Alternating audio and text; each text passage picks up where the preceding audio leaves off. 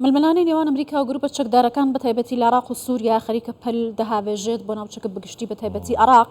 وەزارەتی دەرەوەی ئەمریکا لە ڕێگەی نوێنەرەکەی خۆیەوە لە عراق نامێکی ڕاستی حکوومەتی عراق کردووە هەر کەمێک بەر لە ئێستا هاوپەیمانیی داری دەوڵەت داوا دەکات کە هێرشەکانی ئەمریکا بۆستێنرێت هاوکات هێزەکانی هاوپەیمانان عراق بەجێ بهێڵن. کۆی ئەم بابەتانە چی لە داهاتوی ڕۆژهەڵاتی ناوەڕاست بەتایبەتی عراق دەگۆڕێت؟ لەگەڵ میوانەکەمان زیاتر قسە دەکەین بەڕێز دکتۆر فەریدون ڕەحمانی نووسەر و مامۆستای زانکۆ لە تۆرنتۆی کەنەداوە لەگەڵمان دەبێت. دکتۆر فەریدون ئەم کاتت باش، سپاس کە لەگەڵمانی. دکتۆر خێراتی، دکتۆر بۆچی ئەمریکا تنێ بەرگریەدایە؟ ئەم بەرگریە ئەمریکایە چ واتایەکێ دیگەینیتن؟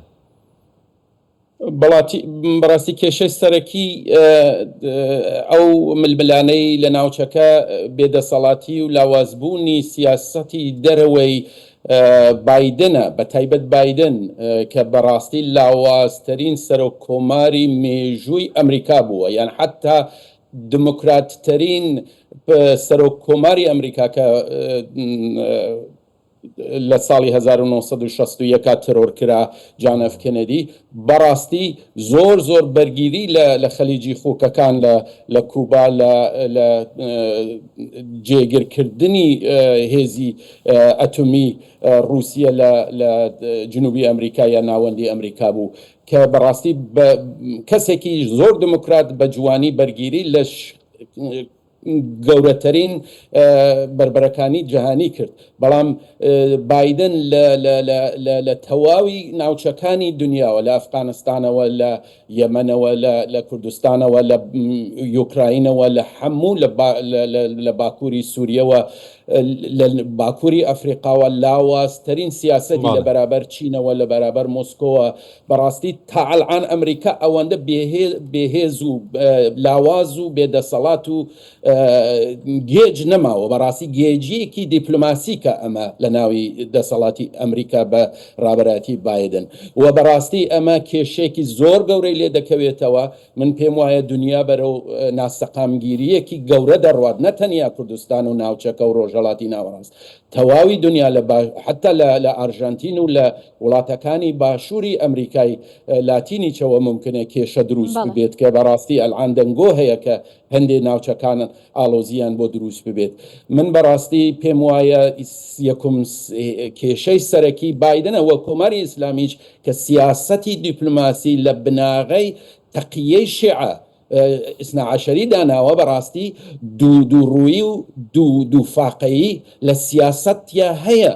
بەڕاستی ئەوەندە دووفاقەیی هەیە کە تۆ لە پشتەوە لەگەلی ئەمریکا تەلەفین و دیپلۆماسی نەهێنی خۆت بەکاردێنی لە پێشەوە بۆ میدیای جیهانی شێوازێکی دیکە هەواڵ. باشە دکتۆر ڕەحمانی، دیارەکە ئەو هێرشانەی کە لە ماوەی ڕابردووکرایە سەر هەولێری پایتەختی هەرێمی کوردستان و سوپای پاسدارانی ئێران ڕاستەخۆ بەرپرسیارەتێکی لە ستۆ وای کرد کە سەرنجەکان زیاتر بخرێتە سەر ململانەی نێوان ئێران و ئەمریکا لە ناوچەکە. بەڵام بۆچی هەرێمی کوردستان بەم شێوازە باجی و ململانەیە بدات؟ پێتان وایە لاوازبوونی ئەمریکا دەسەڵاتی زیاتری بە ئێران داوە؟ بەڕاستی دوو چتە، یەک ئەوەیە کە کوردستان ناوچەیەکی زۆر ئارام و هین بووە. لە ساڵی 1991 کێشەی زۆری بووە کوردستان، بەڵام بەڕاستی بە جوانی بەر لە ڕابەرایەتی سیاسی کاک مەسعود و مام جەلالی مەرحوم بەڕاستی سیاسەتێکی جوانیان بەڕێوە برد، وڵاتێکی ئارامیان دروست کرد. دەیان وڵاتی جیهانی و پێشکەوتو لەوێ سفارەتخانە و کۆنسولخانەیان داناوە، پەیوەندی نێودەوڵەتیکی بەهێز دروست کراوە، تەنەوەعی سیاسی و حزبی و میدیایی هەیە، و ئێران حەز ناکات کە ئێوە تماشا بکەن هەموو ڕۆژێک لە ئێرانەوە ئێعدام دەکرێت، لە کوردستان تا ئەلان تاکە کەسێک ئێعدام نەکراوە، لە بەغدا کراوە، لە کوردستان نەکراوە. لە ڕۆژهەڵاتی ناوین پێم وایە تەنیا یەک دوو وڵات بوون وەکی کوردستان کە حکومی ئێعدام نادرن.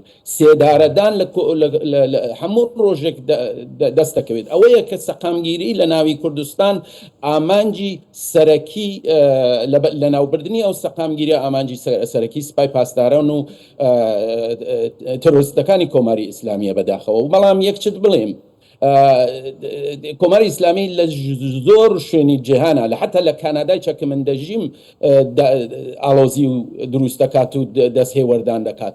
بەڵام لێرە بەرگیری لێ دەکرێت سیاسەتێکی یەکگرتووی وڵاتەکە هەیە لە کوردستان بەداخەوە بربەرەکانی نێوان حزبەکان هەیە لە بواری مۆزوعی سەرەکی نەتەوەی ئێمە بەداخەوە لە ناو حزبەکانە بربەرەکانی هەیە لە بەغدا یەکدەنگیمان نییە لە ناو خۆی وڵاتەوە زۆر باشە دکتۆر بڵێ دکتۆر ئەف کێشەیەک هەیە یانی ئەف هەف کێشەیە هەندێککە ئالۆزە ئیران بەردەوام دەبێژیتن و من ناکۆکی دگەل ئیسرائیلی هەنە ئیسرائیل دژمنا منە لێ لە جهێ ئیسرائیلێ بردومان بکەتن هەولێرە پایتەخت بردومان دەکەت دە هەمان دەمدا ئەمریکاژی دەبێژە من ناکۆکیین توندên سیاسی دگەل ئیرانی هەنە لە جهێ ئیرانێ بردومان دەکەت عێراقی بردومان دەکەت ئەنی ئەف هەف کێشەیە ڕۆژهەڵاتە ناڤەڕاست بەرەف تونێلەکە تاریک دەبێتن بەداخەوە ئێران هەروواکەوتم لە سیاسەتی تەقیە بەکاردێنێ لە ئەمریکا ناتوانێ بدات لە هێزەکانی ئەمریکایی لە ناوچەکە ناتوانێ بدات ئەمریکا لە حزوری لە زۆر وڵات هەیە لە ئازەربایجان گەورەترین هێزی ئەمریکا وە پایگای ئیسرائیل و هین هەیە خۆ پەیوەندی نێودەوڵەتی لێ نێوان ئازەربایجانی هەیە حتا تورکیەش هەیەی ئەی بۆ لە ئازەربایجان نادا بۆ لە وڵات عەرەبیەکان نادات بۆ ئەوەیە کە دەزانێت کوردستان بەداخەوە لاوازترین هینە پشتیوانی ئەمریکای لەگەلا نییە بەداخەوە بایدن کاتێک کە قازانجی خۆیە کوردستان بەکاردێنێت دەیان هزار کەسی لەوەیە بۆ بیزنس و تجارەت و پەیوەندی نێودەوڵەتی بەداخەوە کوردستان بوو بێتە ئامانجی تەڕۆریزمی کۆماری ئیسلامی.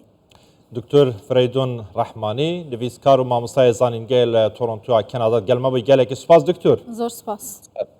سپاس بەوێت.